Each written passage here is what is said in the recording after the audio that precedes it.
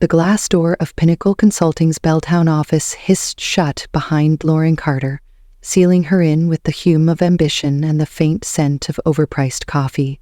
She strode past the open-plan desks, her heels clicking on polished concrete, her resignation letter burning a hole in her blazer's pocket. 6 years of grinding for this place, 6 years of late nights, client miracles and system overhauls, and it all came down to this moment. Her pulse thrummed, not with fear, but with the kind of clarity that comes when you've had enough. She was 42, too seasoned to beg, too sharp to break. Today, she'd walk out of Pinnacle not just free, but unstoppable. Susan Reynolds's corner office loomed ahead, its floor-to-ceiling windows framing Puget Sound's gray expanse. Seattle's skyline glittered faintly through the morning mist, a city of tech giants and startup dreams, where loyalty was a currency nobody cashed. Lauren knocked once, sharp, and entered without waiting. Susan, mid-50s, sat behind her sleek desk, her navy blazer tailored to a fault, her smile as practiced as a politician's. She was Pinnacle's regional manager, a woman who'd climbed the ladder by charming clients and dodging accountability. Her eyes flipped up from her laptop, registering Lauren with the barest hint of annoyance. "Lauren," Susan said, her voice syrupy, "you're early. Everything okay?" Lauren didn't sit. She slid the resignation letter across the desk, its crisp edges catching the light.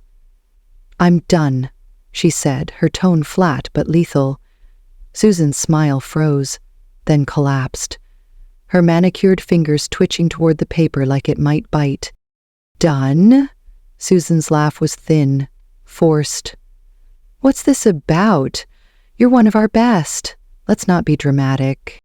Lauren's jaw tightened, her nails biting into her palms. Dramatic?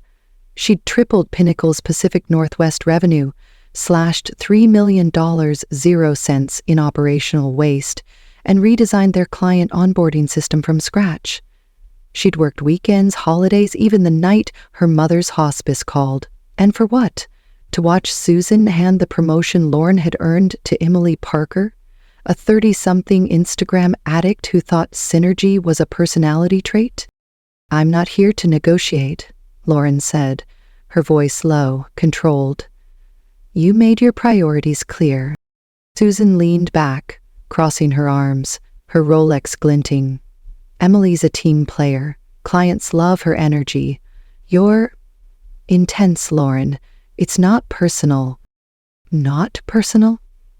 Lauren's mind flashed to the meeting last week, Susan praising Emily's fresh perspective while Lauren's 20-page efficiency report sat ignored.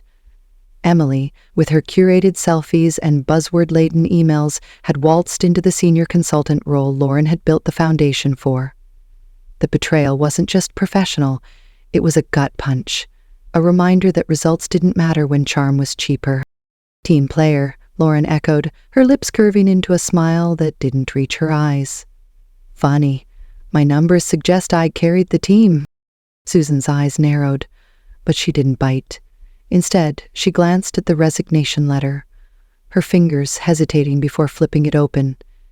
Inside, tucked beneath the single-page letter, was a second document. Susan's brow furrowed as she scanned it, her poise cracking like thin ice. "What is this?" she asked, her voice sharper now. Lauren didn't answer immediately. She let the silence stretch, savoring the shift in power. That second document was her ace, her exit strategy, her middle finger to Pinnacle's glass ceiling. For 3 years, while Susan and Emily played corporate dress-up, Lauren had been building something on her own, a leadership consulting firm, profitable since Q1, and a patented software system that tied directly to $5 million, 0 cents of Pinnacle's revenue. The document outlined it all, her contributions, her intellectual property, and a polite but unmistakable warning that she wasn't leaving quietly. "Let's discuss this," Susan said, her tone softer, almost pleading. "You're valuable, Lauren. We can work something out." Lauren tilted her head, her expression unreadable. "You were clear last week. I prioritize results, you prioritize optics. Susan's mouth opened, then closed, her usual charm failing her. Lauren turned, her hand on the door, and delivered her parting shot. Good luck replacing me.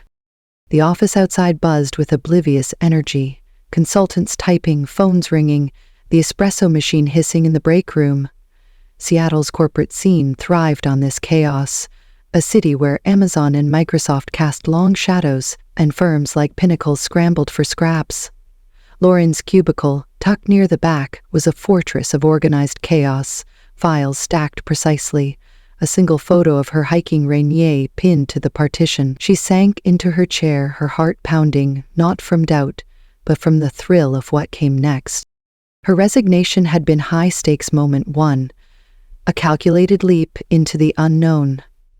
The second document was her insurance policy, a grenade she hadn't needed to pull the pin on. Yet, curiosity hook, one. What was in that document and how would it ripple through Pinnacle's carefully curated empire? Emily Parker sauntered by, her phone in hand, her blonde hair bouncing like she'd stepped out of a shampoo ad. "Lauren, you okay?" she asked, her voice dripping with faux concern. "You look stressed." Lauren's smile was a blade. "Just tying up loose ends, Emily. Congrats on the promotion." Emily's eyes flickered with something, guilt, maybe, or smugness. "Thanks. It's a lot, but I'm ready to, own it. Hope you're not too disappointed." High-stakes moment. 2. Emily's taunt, delivered with the confidence of someone who'd never had to fight for anything. Lauren's fingers hovered over her keyboard, her external drive quietly backing up years of proprietary workflows she'd designed for Pinnacle. She wasn't stealing, she'd built these systems, coded them on her own time, refined them while Emily was busy hashtagging girlboss. But Pinnacle didn't own her mind, and they sure as hell didn't own her future.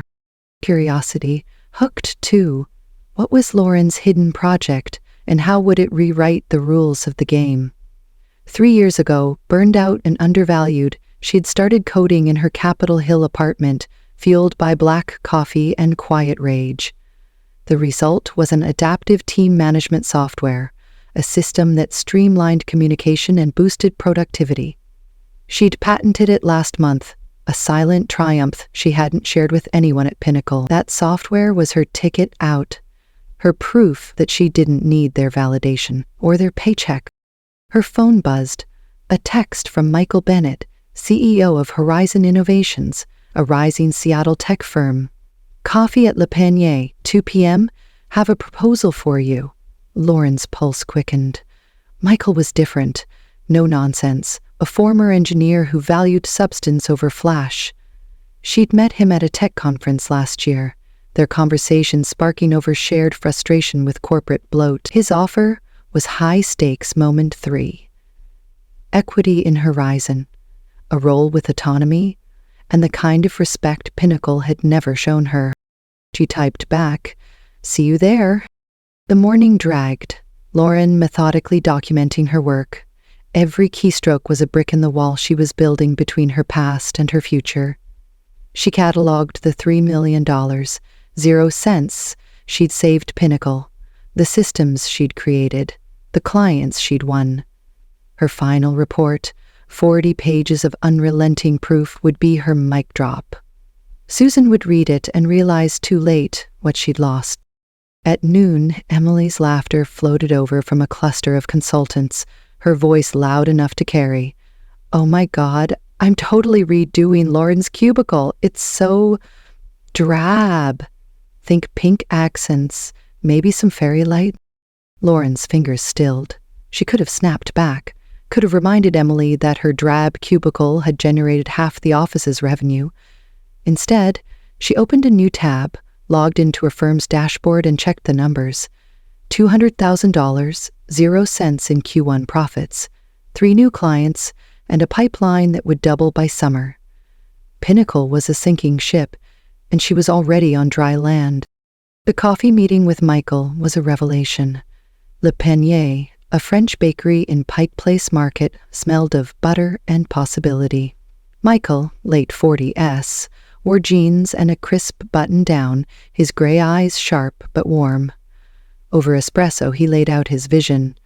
Horizon was scaling fast, but their leadership training was stuck in the 90s. Lauren software, her expertise, her fire, he wanted it all. Equity, he said, sliding a contract across the table. 10% plus full control of your division. No micromanaging, you run your show. Lauren's breath caught. This was it. High-stakes moment. 4, the moment she'd been working toward without fully realizing it. She scanned the contract, her mind racing. Horizon wasn't Pinnacle. It was lean, hungry, and growing. Michael saw her not as a cog, but as a partner. "I'm in," she said, signing before doubt could creep in. The pen felt like a key, unlocking a door she'd been kicking at for years. Back at Pinnacle, her final day was a masterclass in restraint. Susan called her into the office again, clutching the resignation report like it was a bomb. "Lauren, this is a lot," she stammered. "We didn't realize the scope of your contributions." Lauren leaned forward, her voice ice. "You didn't look." Susan flinched, but Lauren was already standing, her bag slung over her shoulder.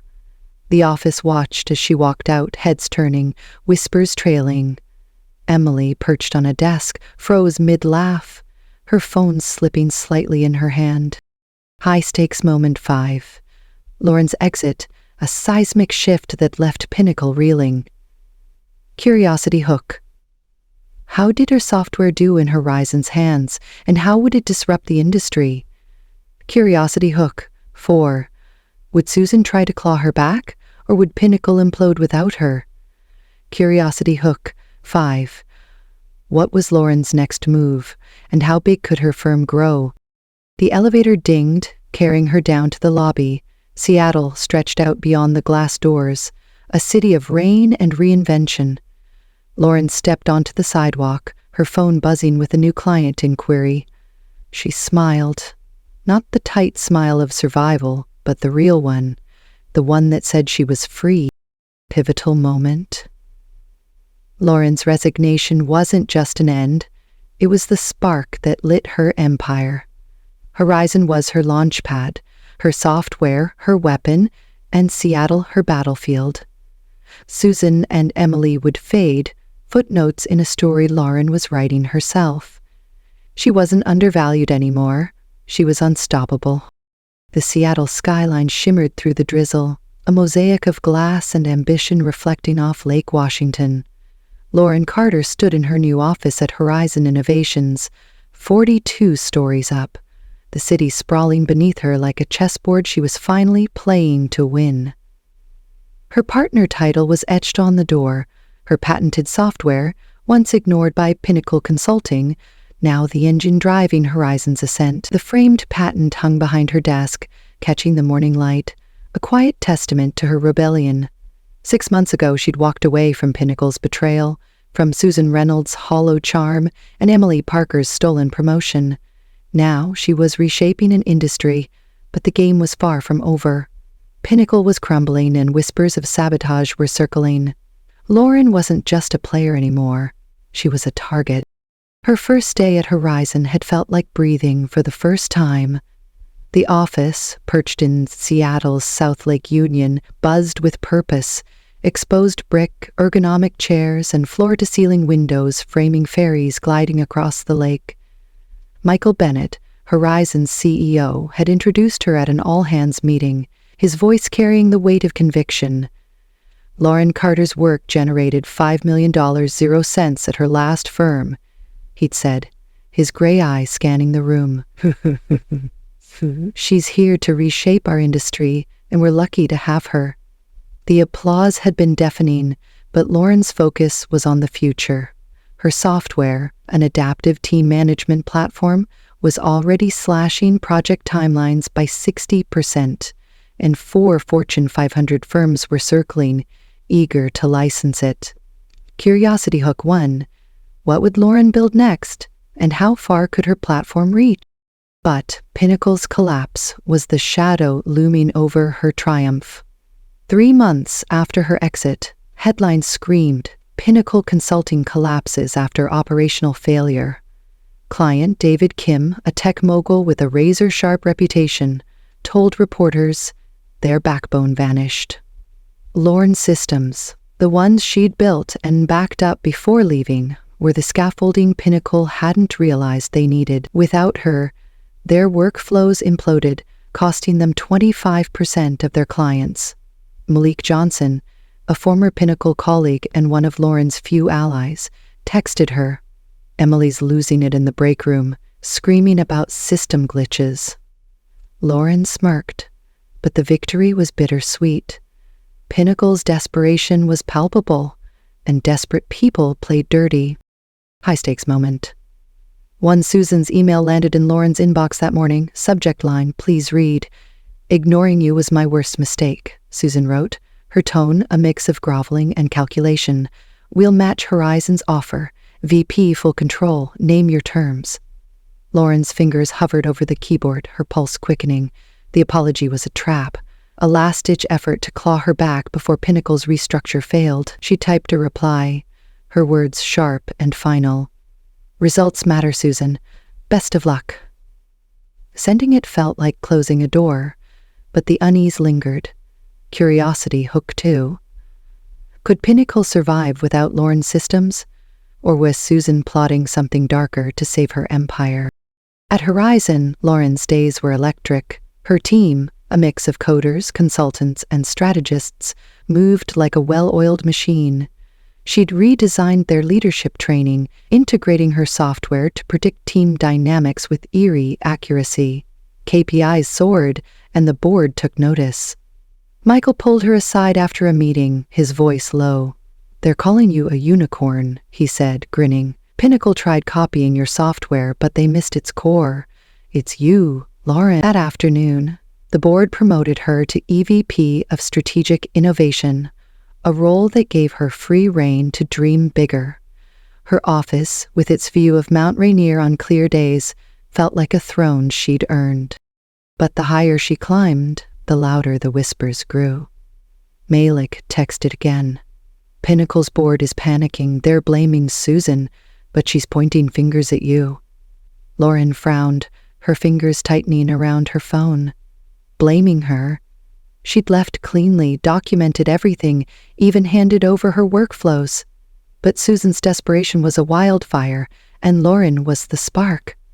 Curiosity. Hook 3, was Susan spreading lies to save herself, or was there a deeper plot to undermine Lauren's success? The first sign of trouble came at a tech conference in Bellevue, where Lauren pitched her platform to a room of C-suite executives. The air crackled with potential. Amazon, Boeing, and Starbucks reps leaned forward, scribbling notes. Her demo was flawless, her software's dashboard projecting real-time team efficiency gains.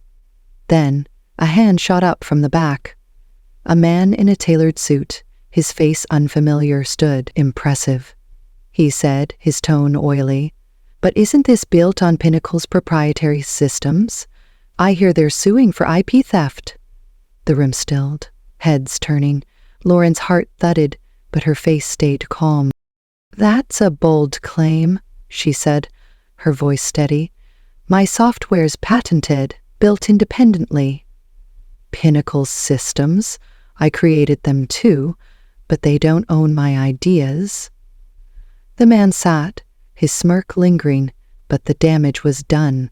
Whispers rippled through the crowd. High-stakes moment too. The accusation, a public jab meant to rattle her. Lauren powered through, winning over the room, but the seed of doubt had been planted. Backstage, Malik pulled her aside. "That guy? Hired by Pinnacle's legal team. Susan's playing dirty." Lauren's blood ran cold. Susan wasn't just begging. She was weaponizing lies. Pinnacle's lawsuit threat was a bluff, but it could scare off Horizon's clients and tank Lauren's licensing deals.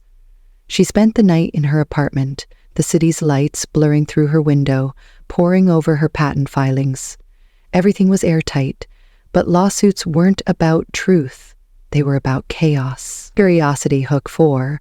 Would Susan's smear campaign cripple Lauren's momentum, or was there a bigger move coming? The next morning, Horizon's legal team confirmed the lawsuit was real, filed in King County Superior Court. Pinnacle claimed Lauren had stolen trade secrets, demanding $10 million, 0 cents, and an injunction on her software. Michael was furious, pacing his office. "This is harassment," he said. "They're drowning and dragging you with them." Lauren nodded, her jaw tight. She wasn't naive. Seattle's tech scene was a shark tank, and Pinnacle was bleeding in the water, but she hadn't anticipated this level of vindictiveness. Susan wasn't just fighting for survival. She was trying to erase Lauren's legacy. High-stakes moment 3. Lauren faced a choice. Settle quietly to avoid a PR nightmare, or fight, risking Horizon's reputation and her own. She chose to fight. "I built that software on my own time," she told Michael. "They don't get to claim it." Horizon's lawyers went to work, but the stress was a vice around her chest. At night, she ran along Alki Beach, the Puget Sound's waves crashing, her mind racing. What if Susan had more up her sleeve? What if Pinnacle's collapse wasn't just incompetence, but sabotage to pin on her? The plot thickened when Malik leaked an internal Pinnacle memo. Susan had hired a shady PR firm to spin the narrative, Lauren as the disgruntled employee who'd gutted the company. Worse, they'd dug into her personal life, hinting at unprofessional conduct to smear her credibility. Lauren's stomach churned. She'd kept her life private. No social media, no scandals. Just her work and her hikes in the Cascades. But in Seattle's cutthroat circles, truth was optional. Curiosity hook 5. What dirt did Susan think she had, and how far would she go to bury Lauren? The tension exploded at Horizon's quarterly town hall. Lauren was presenting her platform's latest update, the room packed with employees and investors. Midway through, her phone buzzed incessantly. "Malik, check X now. Pinnacle's PR firm leaked a hit piece." She opened the app, her heart sinking. The post, from an anonymous account, accused her of falsifying Pinnacle's revenue numbers and manipulating clients. It was lies, but the comments were brutal. Typical corporate greed. "She's a fraud." The room noticed her pause, eyes on her. High-stakes moment. 4. Lauren could crumble or confront it head-on. She set her phone down, her voice steady. "Some of you may have seen a post online," she said, projecting the X feed onto the screen. Gasps rippled through the room. "It's a lie, spread by a failing competitor. I built my software from scratch, saved my last for millions, and I'm here to do the same for Horizon. Anyone have questions?" The room erupted in applause, her team rallying behind her, but inside she was seething. Susan had crossed a line, and Lauren wasn't playing defense anymore. That night, she and Malik met at a dive bar in Fremont, the troll sculpture looming nearby. Malik, a data analyst with a knack for digging, slid her a USB drive. "Pinnacle's internal emails," he said. "Susan's been planning this for months. She knew you were the key to their profits and set you up to take the fall." Lauren's fingers closed around the drive, her mind racing. The emails were a goldmine. Susan's orders to overload Lauren's projects, hoping she'd burn out. Her plan to promote Emily to neutralize Lauren's influence. And worst, her directive to secure Lauren's software before she left. It was a conspiracy, not incompetence. High-stakes moment 5. Lauren faced a moral crossroads. Leak the emails and destroy Susan, or rise above and let her work speak? She chose the high road, but not without a plan. Horizon's lawyers used the emails to countersue Pinnacle for defamation and fraud, turning the tables. The lawsuit became Seattle's hottest tech gossip, trending on X with hashtags like Lauren v. Pinnacle. Forbes caught wind, naming Lauren a top 10 tech innovator for her resilience. Her story spread, inspiring Horizon's staff and beyond. At a team meeting, she shared her journey, her voice raw. I was overlooked, undervalued, but rejection fueled me. It can fuel you too. The room stood clapping, some tearing up. Pinnacle's fate was sealed 6 months later. Their restructure failed, and Susan resigned in disgrace. Emily quit, her charm useless without Lauren's systems. Malik texted, "Pinnacle's board wants you as CEO." Lauren laughed, replying, "I'm where I belong." Horizon was her home, her platform now licensed by 6 Fortune 500 firms, with global interest brewing. Curiosity Hook 6. Would her software go global, and who else would adopt it? The climax came on a crisp Seattle evening, Lauren driving past Pinnacle's faded logo in Belltown. Gratitude, not spite, warmed her chest. Rejection had forged her. In her office, sunlight gleaming off her patent frame, she realized she'd outgrown Pinnacle's limits. Her legacy was hers, built on her terms. The phone rang. A European tech giant wanted to demo. Lauren smiled, ready for the next move.